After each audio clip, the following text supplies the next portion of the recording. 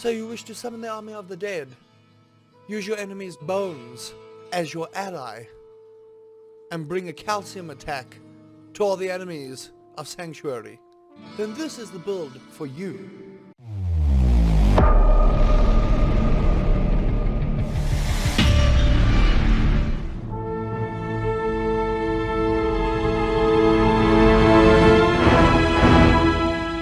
Welcome everybody, my name is Rusty Pilover, ginger streamer, professional high-pitch screamer, entertainer extraordinaire, and welcome to our very first deep dive build into the Necromancer. I did post a poll in which you voted that the Necromancer is going to be the first class we are going to deep dive into the 5 builds that I had mentioned. Now again, this is theory crafting, and we are going to exclude things such as items, augments, and all of those kind of things. This is purely just stats for your Necromancer into which tree you are going to be focusing, and we are going to be focusing on the Summoner Book of the Dead upgrade tree with a little bit of the summoning tree. And I'm going to tell you where to put these point skills as you level up your Necromancer, and we are going to be focusing strictly on summoning. Now obviously when you are building this, there will be a link down below in the pinned comments and in the description that you can go and check out this particular build with the Diablo 4 calculator. Again, big thanks to the viewer who did send that to me. And you can go and mix and mash how you want to do this, but we're going to focus on a pure summoning Necromancer. We're going to focus on the Book of the Dead as well as some of the summoning points. Now I'm not going to go into each and every single skill, but we are going to do a quick overview of which skills we are going to go through for the Necromancer and what they will do. So the Book of the Dead has got 3 main summons for the Necromancer, which will be your Skeletal Warriors, your Skeletal Mages, and your Golem. And these are then subdivided into Skeletal Skirmishers, Skeletal Defenders, and Skeletal Reapers under your Skeletal Warriors. Under your Skeletal Mages, you've got Shadow Mages, Cold Mages, and Bone Mages. Under your Golems, you've got Bone Golem, Blood Golem, and Iron Golem. Now luckily with each of these, if you want to go the sacrificial route, there are sacrifices that you can go through, but we're not going to focus on that. We're going to be upgrading these particular minions of yours.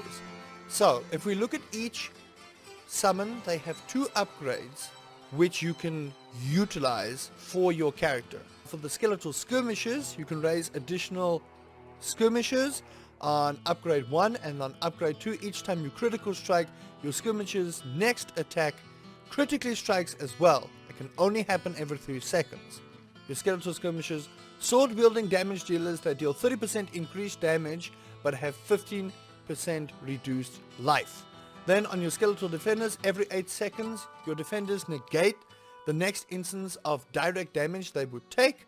On upgrade 2, increase the amount of thorns that defenders inherit from you from 30 to 50%. Durable shield bearers with 15% increased life. Your Skeletal Reapers deals area damage with a slow and powerful scythe and has a special wind-up attack dealing heavy damage every 10 seconds.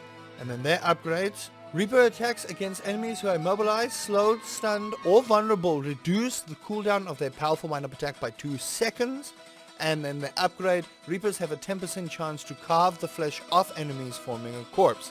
This cannot happen on the same enemy more than once every 5 seconds. These are your Skeletal Warriors, and now you know what your Skeletal Warriors will be doing in this particular playstyle.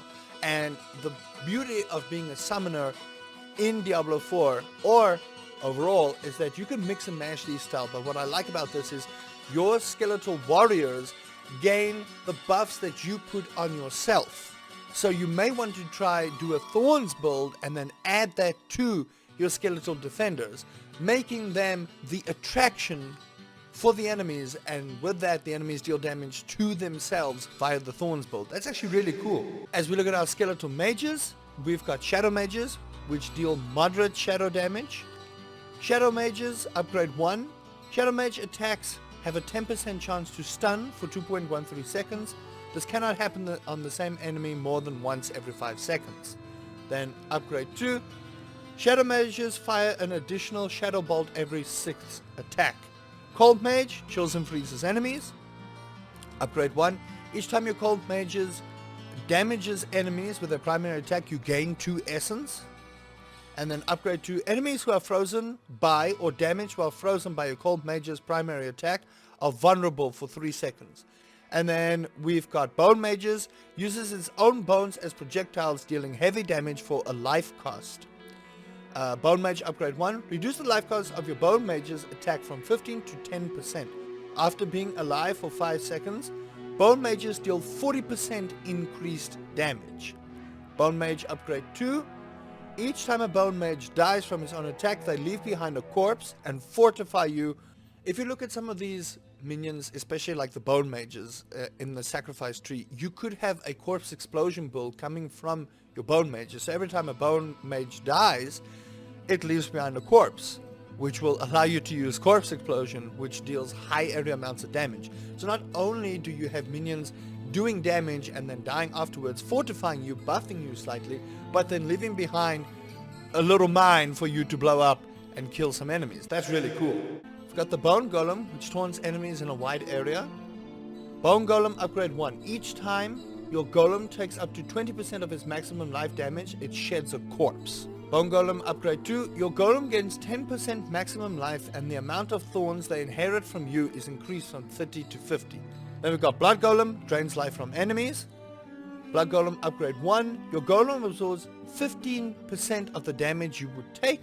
And then upgrade 2. While healthy, your Golem gains 25% damage reduction and 25% increased damage. Then we've got an Iron Golem, slams the ground and stun enemies. Upgrade 1. Every 5th attack causes a shockwave, dealing 16% damage to the primary enemy and to the enemies behind them. And upgrade 2. Your Golem slam attack also makes enemies vulnerable for 3 seconds. Now this is really where you can go and customize, and again go look at the link in the description and in the pinned comments to go and build up your Necromancer the way you would want to. But there is a summoning tree as well, which you can use to maybe add a couple of stuff to that. So under your summoning tree, you've also got corpse tendrils. This could work really well with your Iron Golem and with your Skeletal Mages that drop corpses, because corpse tendrils, veins burst out of a corpse, pulling enemies, stunning them for 3 seconds, and deals 20% damage to them. Does not consume the corpse. So the more corpses you have around, the more tendrils can pick up enemies and lure them closer. The more stuns you can get, the more damage you can deal. If you are going for the corpse dropping build under the summoner tree, this is really where you get to decide how you want to play your game. And this is just an example of what I personally am going to do. I'm going to make sure that I've got some tanky frontline golems plus some skeletal mages in the back.